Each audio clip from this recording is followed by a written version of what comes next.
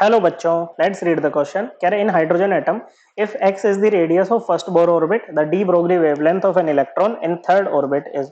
Okay, तो first Bohr orbit का radius आपको दे रखा है x। ओके, एक बार थर्ड ऑर्बिट का रेडियस निकाल लेते हैं, फिर उसमें डी ब्रोगली वेवलेंथ हमने निकालनी है बच्चों। तो रेडियस इन nth ऑर्बिट क्या होता है? ये होता है n square h square. n है बच्चों ऑर्बिट नंबर, h होता है आपका Planck constant upon 4 pi square m है mass of electron, e electronic charge e square, z क्या होता है बच्चों?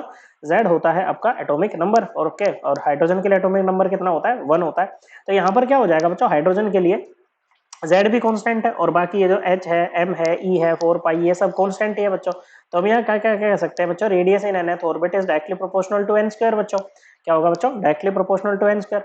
तो r1 इन फर्स्ट ऑर्बिट मतलब radius of first orbit divided by radius of third orbit, it would be equal to what बच्चों? Okay, ये हो जाएगा 1 का स्क्वायर अपॉन 3 का स्क्वायर बच्चों। ओके, तो यहाँ से आपका r3 क्या हो जाएगा बच्चों?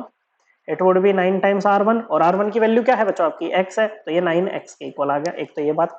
अब देखो डी ब्रोगली ने क्या कहा था बच्चों? डी ब्रोगली ने कहा था कि भाई जो आपके हमारे पास में जो पार्टिकल्स होते हैं, चाहे माइक्रोस्कोपिक है चाहे मैक्रोस्कोपिक है, उनके साथ में दो नेचर एसोसिएटेड होते हैं बच्चों। एक तो पार्टिकल नेचर और दूसरा वेव नेचर। ओके बच्चों, तो इन्होंने बताया था कि भाई जो वेव नेचर होता है ना बच्चों, वेव की जो वेवलेंथ होती है हम ऐसे निकालते हैं, lambda equal to h upon m v करके। h Planck constant, v velocity जिससे हमारा पार्टिकल मूव कर रहा है, m बच्चों उस पार्टिकल की मास। ओके बच्चों, तो देखो क्या होता है, जैसे मान लो किसी भी ऑर्बिट पे और किसी भी ऑर्बिट पे आपका जो इलेक्ट्रॉन मूव करता है, तो भाई वो वेव बना रहा है बच्चों।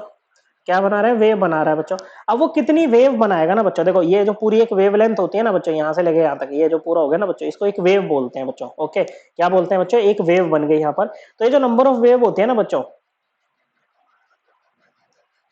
ये किसके इक्वल होती है? ऑर्बिट नंबर के इक्वल होते हैं। ओके, जिस भी ऑर्बिट में वो घूम रही है ना बच्चों, जिसमें भी वो वेव्स बन रही है, उसके इक्वल होंगे बच्चों।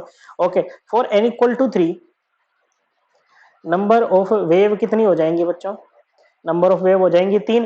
तो टोटल वेवलेंथ कितनी बनेगी बच्चों? देखो एक वेव की वेवलेंथ कितनी है बच्चों? लैम्बडा है बच्चों। कितनी है? लैम्बडा है बच्चों। यहां से लेके यहां तक ये मान लो लैम्बडा है। तो 3 वेव्स की वेवलेंथ कितनी बनेगी बच्चों? Total wave length 3 lambda, 3 lambda हो जाएगी बच्चों। क्या हो जाएगी बच्चों? टोटल वेवलेंथ क्या हो जाएगी बच्चों? ये आपकी 3 लैम्बडा यहाँ पर हो जाएगी बच्चों। अब 3 लैम्बडा किसके इक्वल होगा बच्चों? पूरे सरकमफेरेंस के इक्वल होगा बच्चों। किसके? सरकमफेरेंस के इक्वल होगा बच्चों। ओके, मतलब हम यहाँ क्या कह सकते हैं, जो 3 लैम्बडा होगा वो सरकमफेरेंस के इक्वल होगा। सरकमफेरेंस क्या होता है बच्चों? आपका 2 पाई आर होता है बच्चों। क्या होता है बच्चों? 2 पाई आर होता है। तो क्या है हमारे पास में? 3 lambda equal to 2 pi r आया बच्चों। तो यहाँ से आपको लैम्बडा ही तो निकालना है बच्चों। तो ये क्या हो जाएगा आपका? 2 पाई आर ओवर 3 हो जाएगा बच्चों। Now for n equal to 3 हमारी जो r की वैल्यू है वो क्या है बच्चों? 9x है। क्या है बच्चों? 9x है। पुट कर दो lambda equal to 2 pi 9x upon 3, ये 1 पे जाएगा बच्चों, ये 3 पे जाएगा। कितना आ जाएगा बच्चों? 6 पाई x आपका आंसर आ जाएगा। Correct answer option 2। I hope आपको एकदम क्लियर हो गया होगा। थैंक यू बच्चों।